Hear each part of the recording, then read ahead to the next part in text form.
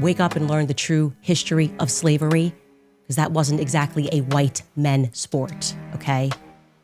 Jewish people were the ones that were trading us.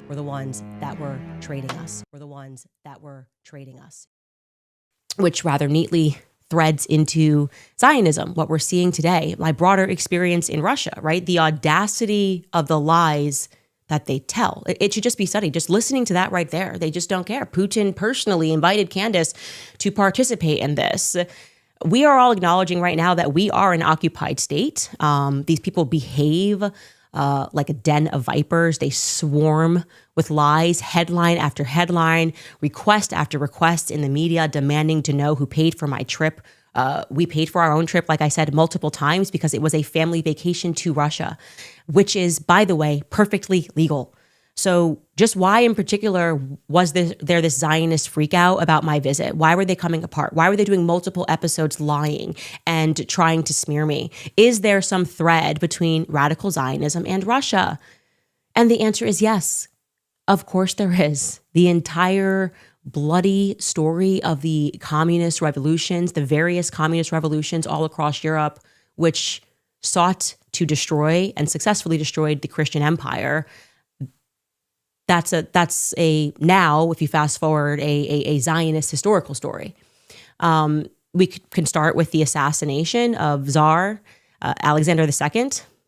It was plotted by a terrorist group in Russia, known in English as the People's Will. That was the name of the terrorist group. And despite the fact, and these, again, are facts, that Jewish people represented only 4% of the population, they were overrepresented in this terrorist cell that was involved in the plotting and the eventual assassination of the Tsar. In 1881, which is when his carriage was passing through St. Petersburg, an assassin stepped forward and threw a bomb at his carriage. And the Tsar was unhurt, but one of his soldiers were, and he stepped out to check on him. And at that moment, a second assassin stepped forward and threw a bomb directly at the Tsar's feet. And he died. Incredible, by the way, background of this. The reason why I got into the story is I was just researching the history of radical feminism in our country, and it brought me to Russia and the Jewish women who were involved in the plotting and the planning of this assassination. Don't take it from me. This is not Russian propaganda. You can just read American articles. An American Jewish woman who offered this article, which I sourced in my book, her name is Deborah Hertz, who was interested in why so many Jewish women in particular were involved in terrorism. The article is entitled Dangerous Politics, Dangerous Liaisons, Love and Terror Among Jewish Women Radicals in Tsarist Russia. And I'm just reading a quotation here, but she writes, luckily, we do possess meticulous numbers on the People's Will, a notorious radical organization from the 1870s and the 1880s. These figures reveal that Jewish women were spectacularly overrepresented in this circle. The People's Will attracted 2,193 activists during the decade of the 80s. Among these 2,000, some radicals were 95 Jewish women who represented almost a third of the only 348 women that were in the party. Moreover, the 95 Jewish women were twice as well represented among the Jewish activists as the Christian women were among the Christian activists. Statistics on the high proportion of Jewish women in the Russian social democratic movement and the social revolutionaries, the successor party to the People's Will, also show a very robust participation by Jewish women. When we seek to understand why Jewish women were so attracted to the left movements, we must consider the deteriorating situation of Russian Jewry in these years. The overwhelming majority of Jews were confined inside the Pale of Settlement, the western region of Russia, the former territory of the historic Polish-Lithuanian states. And so what happened after this assassination, what we're told in America is that there were these pogroms, right? It's very difficult for anybody to show what law kicked Jewish people out, but they willfully left when people said, you can't kill czars and plan assassinations and pamphleteer. And there was an overrepresentation, factually, of Jewish people involved in this. Anyway, after his death, the Christian Romanov dynasty was still in power, so the revolution against the empire was not complete. Not until 1917, as you know, when the utterly satanic Bolshevik revolution murdered the entire Romanov family. The assassination of the Romanov family was led by the Bolshevik executioner, Yakov Yurovsky. He was, yes, a Talmudic Jew. The family was awakened and told to dress under the guise of being relocated to a safer place.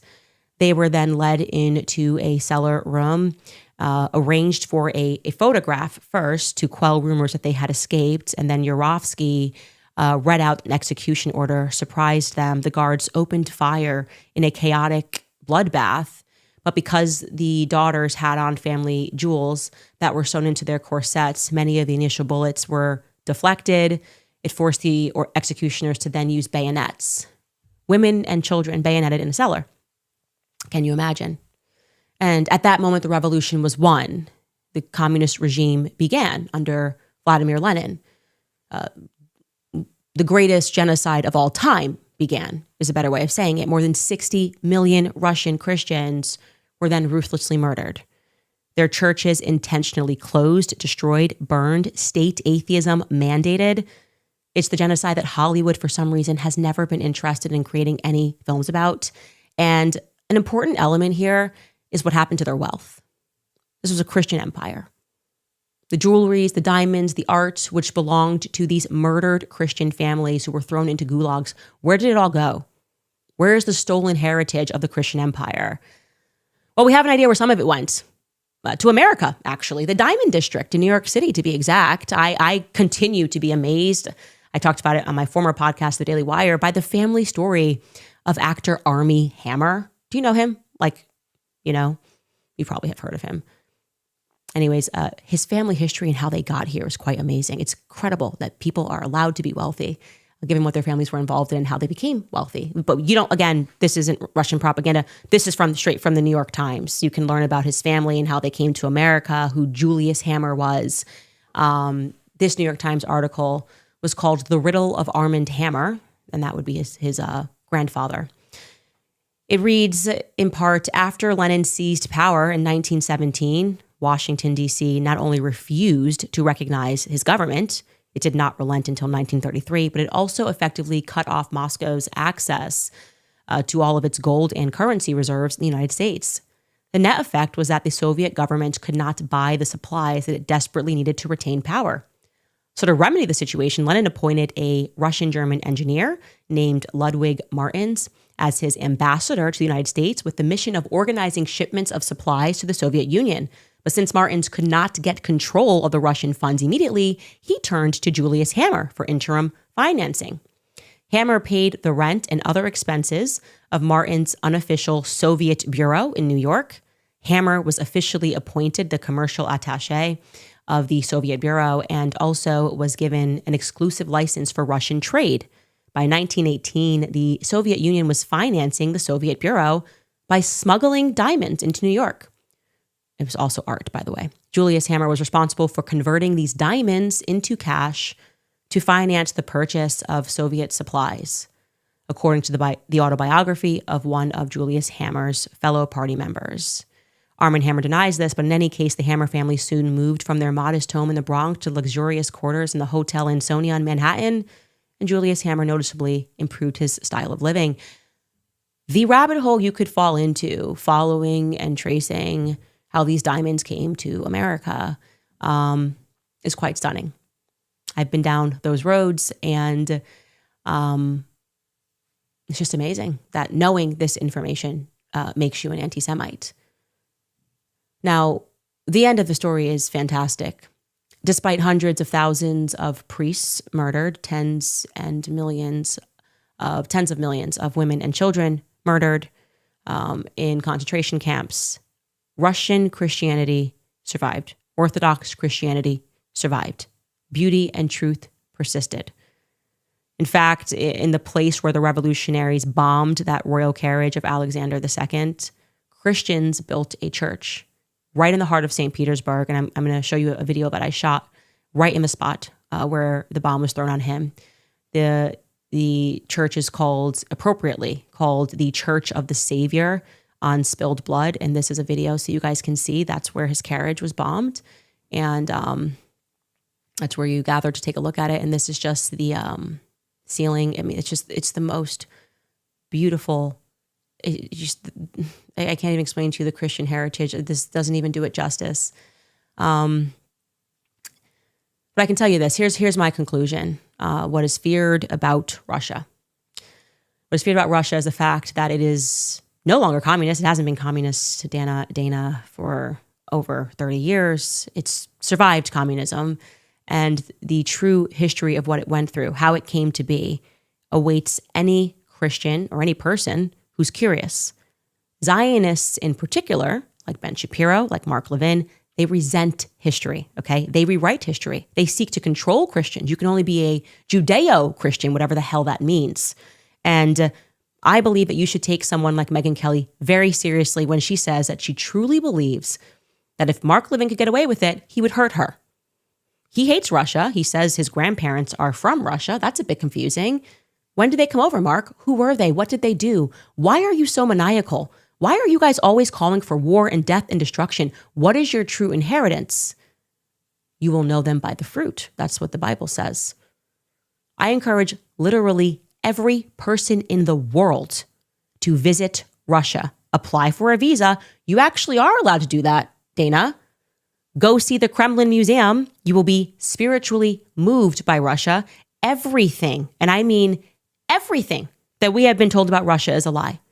Look at these the icons, the Christian icons, the oldest Christian icons. You can just keep going through, but it was almost like a metaphysical experience. Is the only way I can describe it. And you feel it, like you feel the experience, and you recognize that something has gone wrong, and you seek to know what it is that has gone wrong.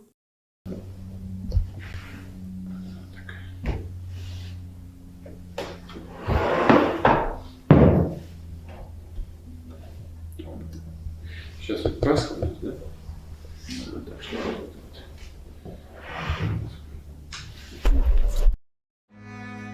And to people that are at home, I implore you to wake up to these people who believe that they are contract lords. I challenge Black Americans to wake up to your true history, because your quarrel is not with white men, okay? Wake up to who publishes these books and keeps us warring with one another.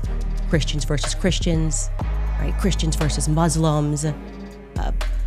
Wake up and learn the true history of slavery, because that wasn't exactly a white men sport, okay? Jewish people were the ones that were trading us. Jewish people were in control of the slave trade. They've buried a lot of it, but it's there, and you can find it.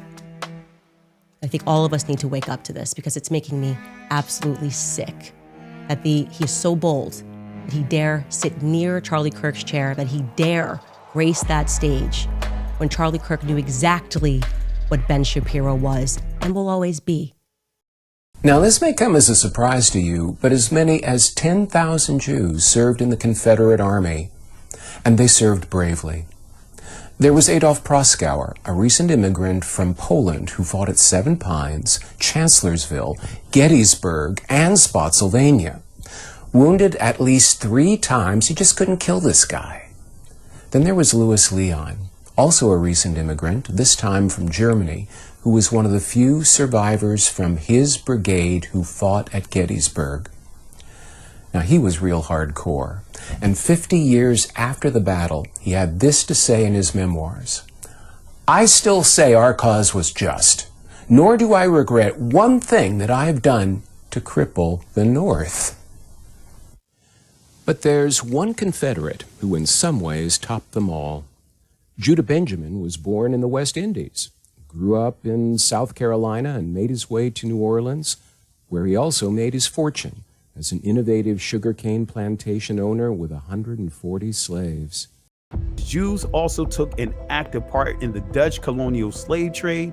Indeed, by laws of the Recife, Mauritia, congregations included an imposta, in other words, a Jewish tax of 5 soldos for each Negro slave a Brazilian Jew purchased from the West Indies Company. Slave auctions were postponed if they fell on a Jewish holiday. In Carriacou in the 17th century, as well as in the British colonies of Barbados and Jamaica in the 18th century, Jewish merchants played a major role in the slave trade. Notice what it says: Jewish merchants played a major role. See, many of them would try to reduce their role. No, they played a major role in this world war on our people. In fact, in all the American colonies, whether French, British, or Dutch, Jewish merchants frequently dominated. This was no less true on the North American mainland, where during the 18th century, Jews participated in the triangular trade that brought slaves from Africa to West Indies and there exchanged them for molasses, which in turn was taken to New England and converted into rum for sale in Africa. Isaac da Costa of Charleston, that's Charleston, South Carolina, in the 1750s, that's the Jewish guy. David Franks of Philadelphia in the 1760s, Jewish guy. Aaron Lopez of Newport News, Virginia, in the late 1760s, Jewish guy. And early 1770s, dominated Jewish slave trading on the American continent. In these European outposts, the Jews, with their years of mercantile experience and network of friends and family providing market reports of great use, played a significant role in the merchant capitalism, commercial revolution, and territorial expansion that developed the New World and established the colonial economies. The Jewish Caribbean nexus provided Jews with the opportunity to claim a disproportionate influence in the 17th, 18th century New World commerce. You guys better stop looking for this New World Order. It's been here. The New World Order has been here, running full steam ahead. There is something special about you, Judah.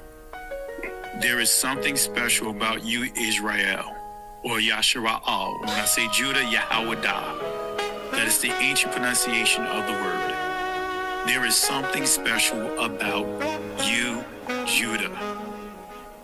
Yahweh only spoke to you, to us, as a nation. And he spoke to no other nation. That's why we are supposed to be what? That light. We're Yah's chosen people that's separated. We're supposed to be the nation that's teaching the nations, not the nations teaching us. Lion of Judah, come upon the earth, bringing unquenchable fire. All the tribes of Israel and the believers stand in power. Speak with authority, worship uncontrollably. There's something about you, Judah. Fire upon the kingdom of darkness. We may suffer for a little while, but joy cometh in the morning. Judah special, no wonder we were a chosen vessel. In and out of captivity, weaving like a pretzel. Messiah come through the tribe, clean out the bloodline. We disciples, so put us up on the front line. Face to face with crime, cause we ain't scared to grind. When you connect the divine, we stay pressed for time. Evangelize, keep the fine, put us in prison in. Worship first, can we always invite the spirit in. Hold revival through a pen, stacking souls in empty bins. Joy in the morning, this a warning, you will never win. Fire upon the head of the serpent, he next tail chirping. It's too late cause your tail's already burning. I don't want your riches, gotta match it with gold streets. Movers all around me, the light shine, no police. The living used to be deceased, resurrected to a feast. Nothing like being in peace at the table with the meat.